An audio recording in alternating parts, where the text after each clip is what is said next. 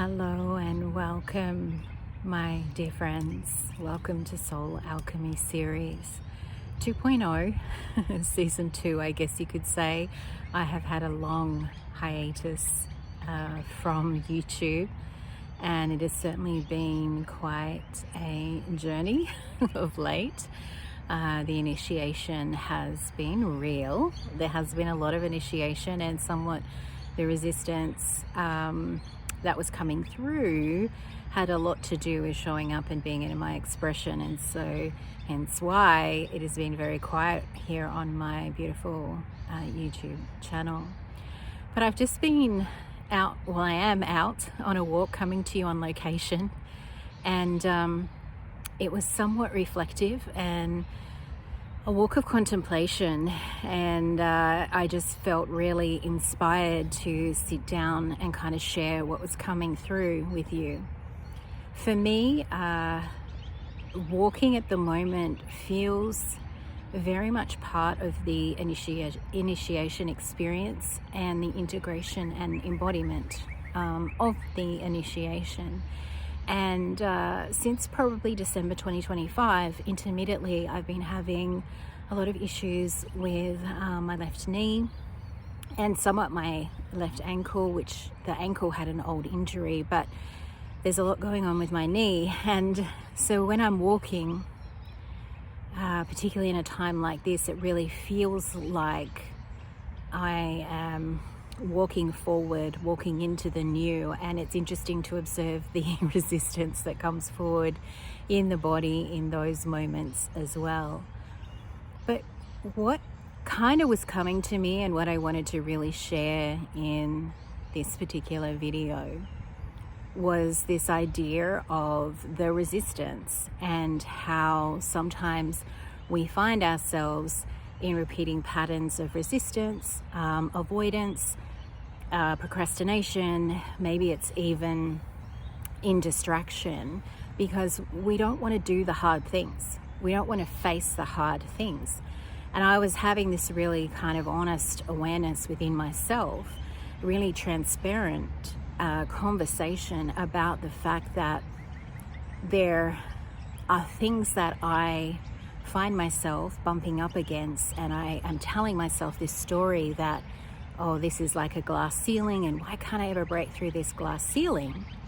And it was a realization, it was a real conscious awareness of the fact that it's me in my avoidance, in my resistance to do the hard things.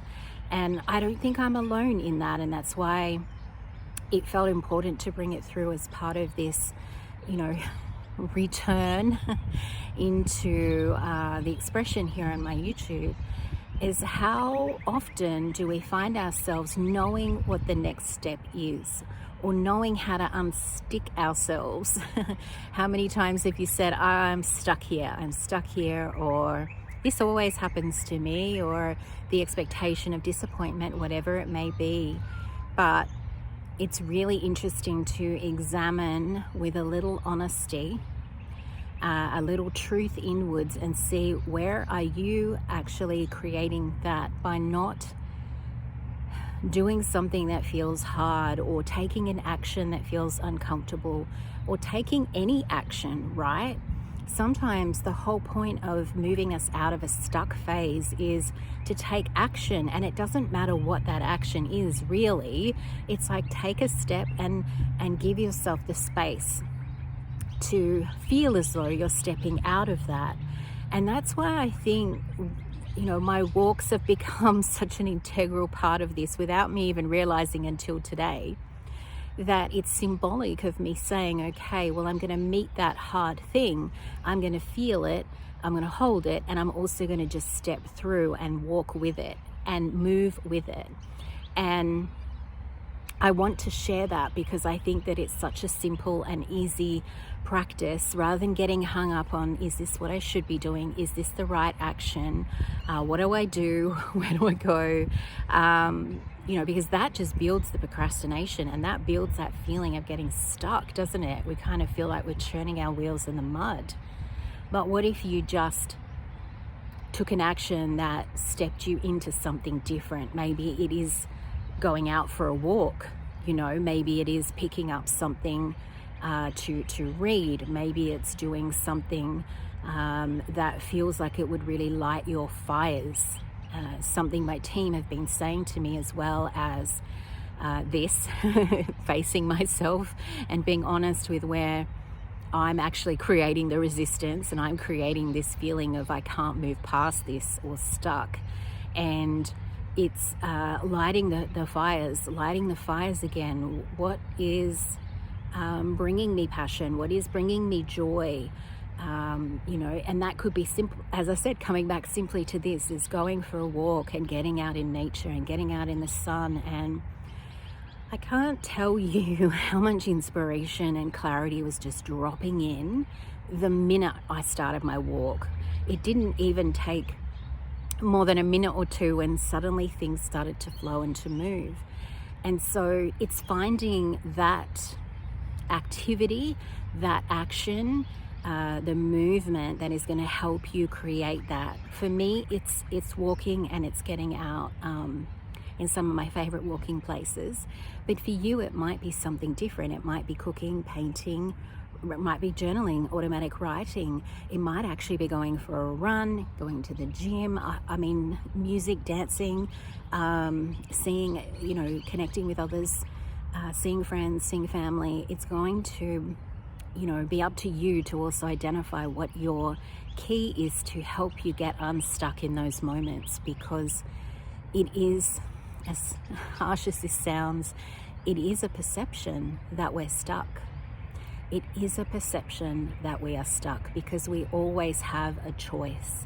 And this is what my team have been saying to me, to, you know, stop playing this, either stop playing a victim style role, or the martyr, or just even, you know, playing into this narrative of, oh, this is how it has to be, or this is as good as it gets, or I'll just take, you know, what I can get here in this moment. They're like, stop playing small in that way, because you're the one that is keeping you in that cycle and that loop.